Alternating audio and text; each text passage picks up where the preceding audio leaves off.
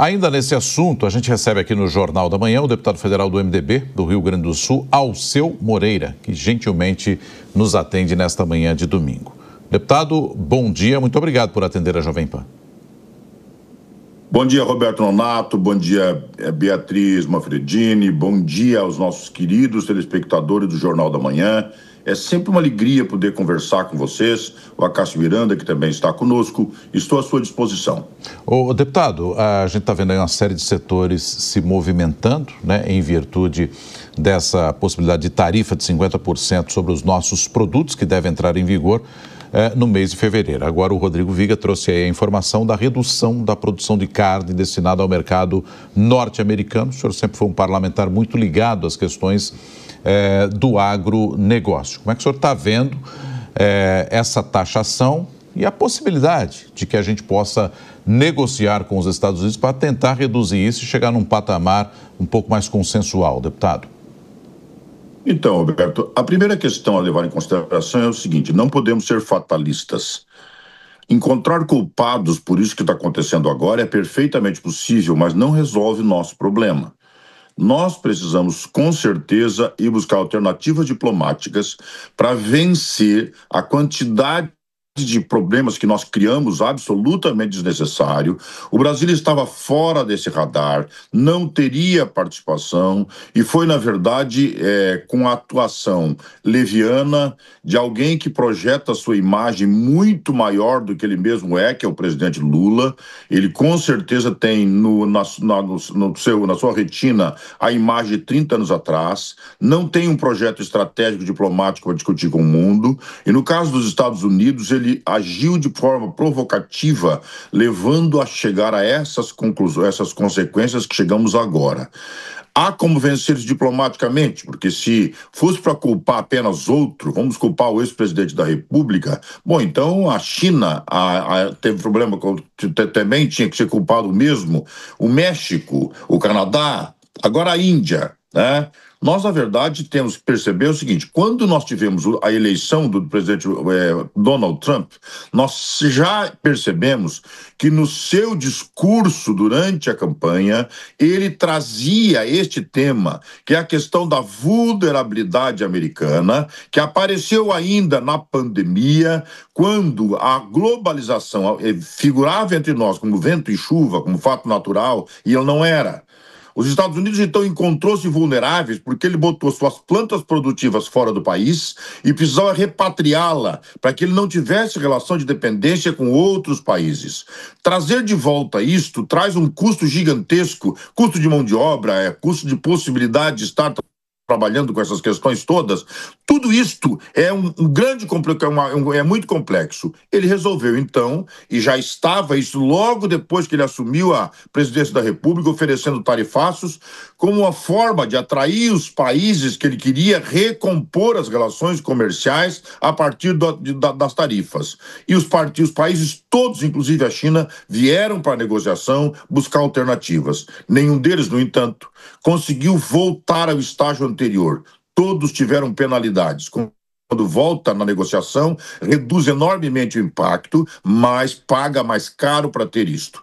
O Brasil continuou fazendo com o seu presidente da República em viagens internacionais, com as suas posições políticas, ele fazia uma manifestação completamente oposta aos Estados Unidos. E ele fazia isto por questão de natureza ideológica. E, na minha visão, um provocativo final foi a reunião dos BRICS, quando, na verdade, mexeu em algo que é absolutamente importante para os Estados Unidos, de alta sensibilidade: o dólar como moeda regulatória do comércio mundial.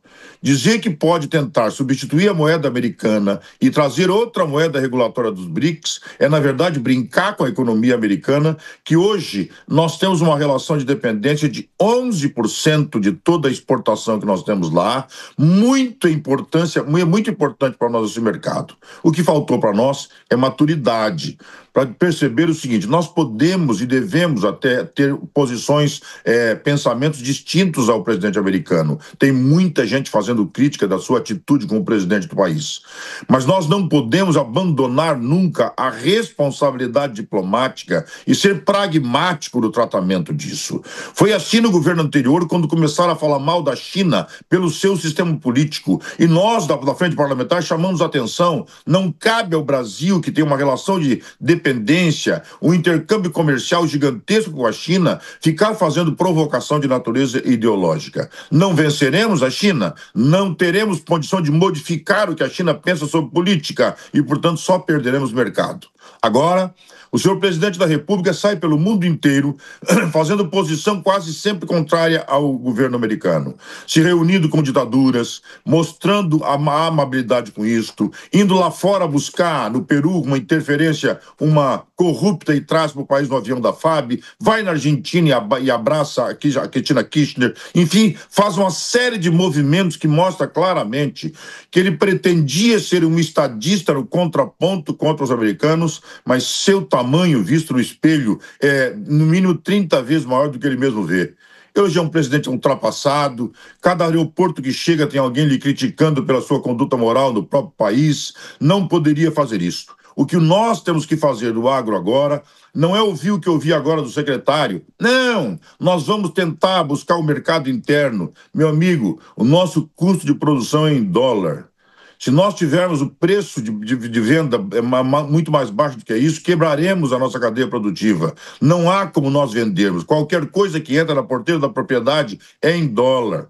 Se esses mercados comoditizados, como é o caso dos minérios, mas também o suco de laranja, também a carne, também o café, eles todos têm um custo em dólar. Se nós perdermos o mercado americano, teremos grande dificuldade para a adaptação disso e com certeza pagaremos com a quebradeira inteira de setores que levamos anos e anos e anos para organizar.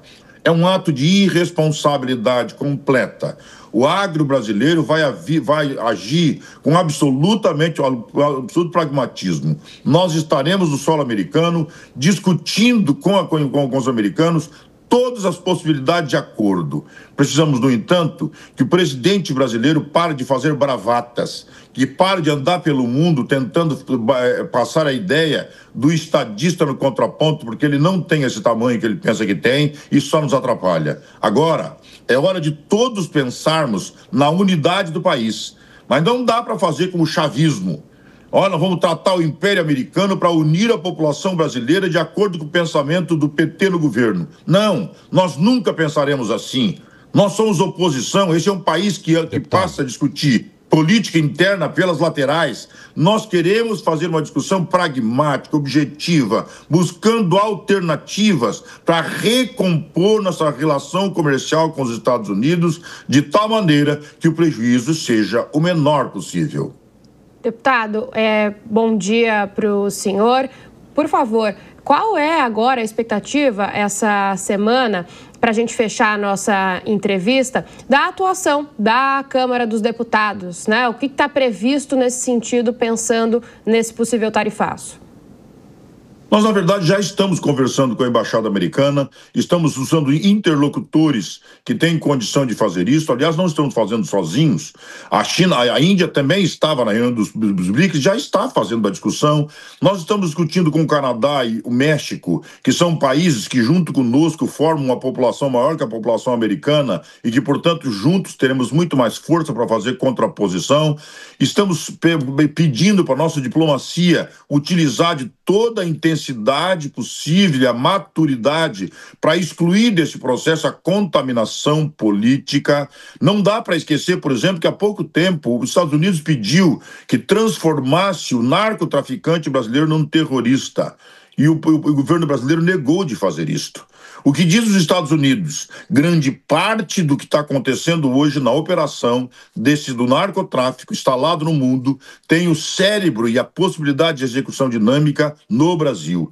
Não considerado como terrorista, não permite a ação dos Estados Unidos para coibir essas questões que interferem lá.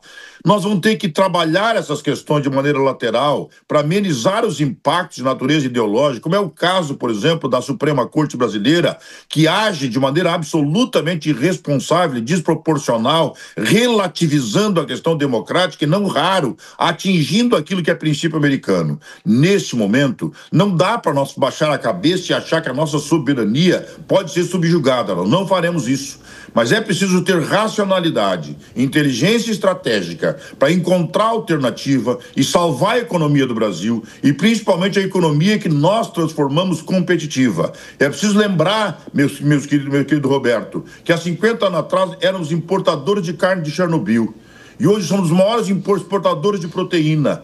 Foi a duras penas que conquistamos esses mercados, da porteira para dentro, do agronegócio, do agrobusiness, da possibilidade da dinâmica de mercado, das embaixadas, os adidos agrícolas. Somamos muito e evoluímos muito e não podemos perder isso agora por um ato de absoluta leviandade e responsabilidade. O agro brasileiro vai se concentrar de corpo e alma para tentar que a diplomacia, a nossa relação entre os países, resolva o nosso problema e retorne o quanto mais próximo possível do cenário anterior, melhor.